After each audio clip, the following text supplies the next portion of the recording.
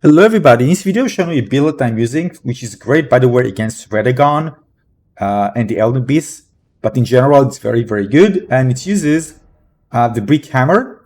It's called Blood Brick Hammer because I'm using Wild Strikes, and the reason I'm using Wild Strikes is because again I wanted to synergize with the ability and of course the high damage. So basically if I press L2 you can see that I'm dealing fast attacks, which is great for this weapon because otherwise it will be pretty slow, right?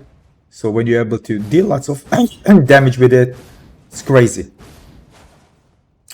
Other thing I use is White Mask. It's synergized, by the way, with the Blood Loss. Just keep in mind that you can use another more tanky armor, up to you. Right, just keep in mind that depends on your stats. You can get too heavy. I personally prefer mid. But these are tanky armor. You can see here, in order to use it, based on my stats, I needed to use the Great Jar's Arsenal. If you want to know how to get it, check out my channel. Search my channel.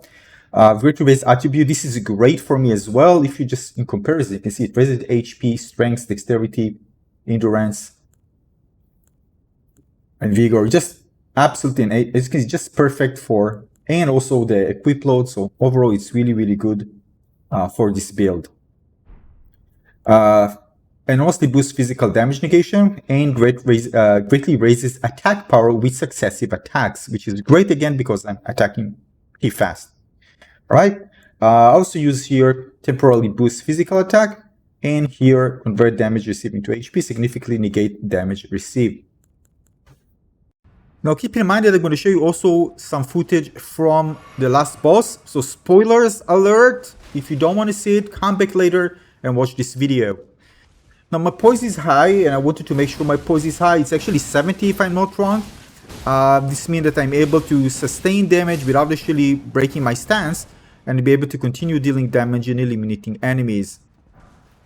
And this is again one of the missions for me, to be able to continue hitting, sustain damage, and hopefully eliminate the boss before they're able to deal much damage to me, or at least I can survive it.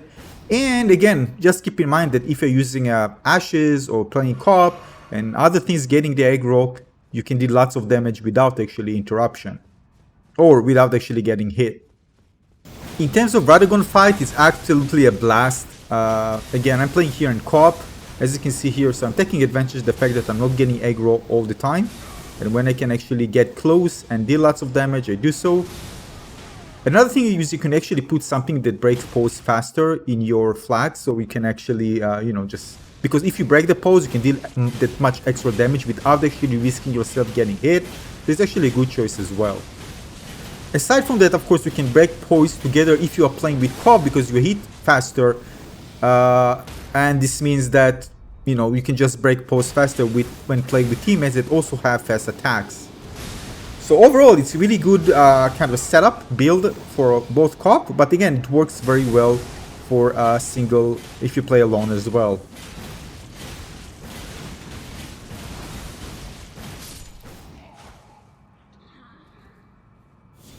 Now keep in mind that when you put a Wild Strike, it's actually Strength A in Arc D. Just keep in mind that you do get cause blood loss build up pretty high. I got 117. And the great thing about it with Wild Strike is it doesn't consume lots of FP. And although this weapon can reach S rank, I really like the fact they can actually scale with other attributes with D and A, because eventually it reach a higher damage overall compared to if I use just S. And not just that, I also get the benefit of the having blood loss build up, and of course very good physical damage. And keep in mind, you'll be dealing much more damage to Radagon if you play alone. I'm playing here in co-op, so of course it has higher HP, so it takes more time. But if you play alone, you're going to find yourself dealing lots of damage. Although of course you're going to get targeted, but unless you decide to use ashes, for example, and then you won't get all the aggro. Which is something that you can consider if you're having trouble in the fight. Up to you. You see, this is an opportunity. We're breaking pose, especially playing with others. But it was a bit far, unfortunately. But they got it.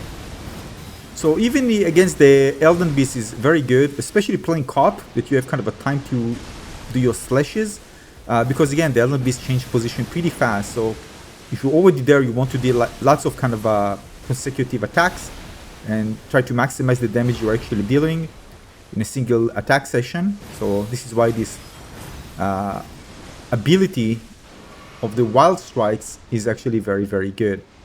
So this is it. Again, you have both blood loss, high physical damage.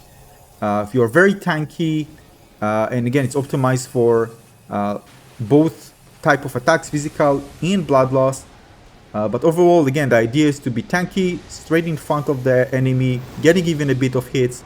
And again, it's great for co-op as well, when you have the time, or if you're using packs, to be able to deal those fast attacks very quickly, and again, all synergize together, and it works very, very well. So again, so if you're using high strength and also arc, you'll find this build to be very good. Again, very good against the last boss, and in general, a very, very good build altogether. So again, thanks for watching, everyone. I'll see you in the next video with more cool guides, build guides, and other stuff related to Elden Ring. See you soon. Cheers.